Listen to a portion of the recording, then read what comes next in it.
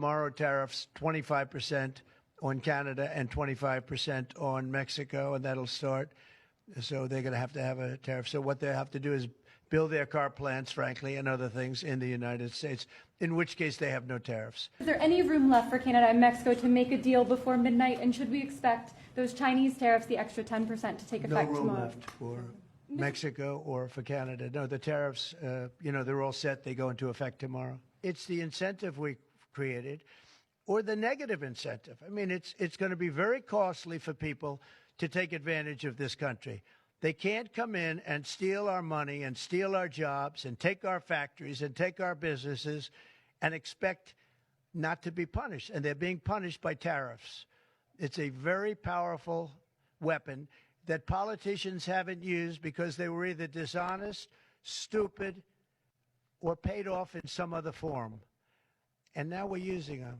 The United States launched a trade war against Canada, their closest partner and ally, their closest friend. At the same time, they're talking about working positively with Russia, appeasing Vladimir Putin, a lying, murderous dictator. Make that make sense.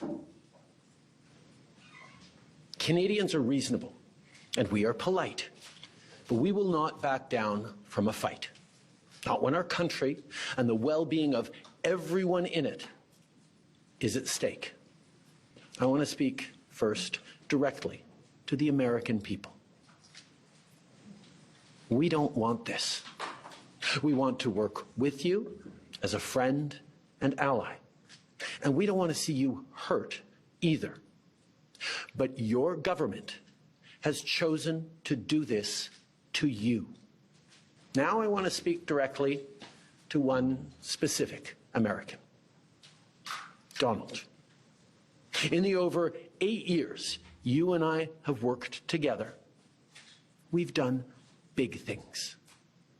We signed a historic deal that has created record jobs and growth in both of our countries.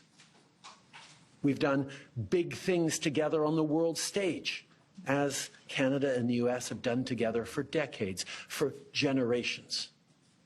And now we should be working together to ensure even greater prosperity for North Americans in a very uncertain and challenging world.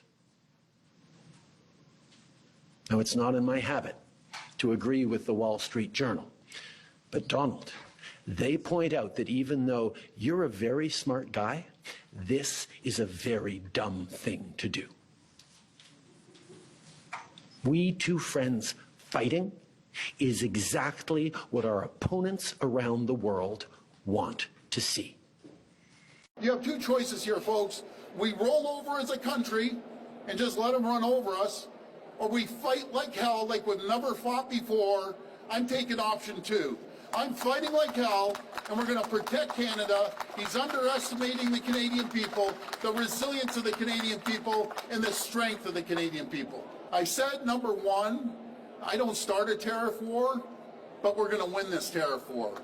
Right off the hop, I've directed the LCBO, we're the largest purchaser of alcohol in the world, to remove every bit of U.S. alcohol off the shelves. I'm asking politely, until I implement it, every retail store, when you go look at the shelf talker that has the price, we need to see a Canadian flag on that price.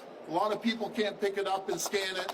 So please work with us, or we're going to legislate it. I can't for the life of me figure out why this guy's attacking his closest neighbors, allies, and friend. A tariff on Canada is a tax on Americans.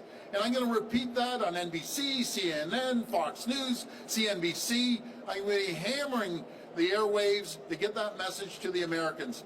They're going to get hurt. It's the wrong decision. But if they want to try to annihilate Ontario, I will do everything, including cut off their energy, with a smile on my face.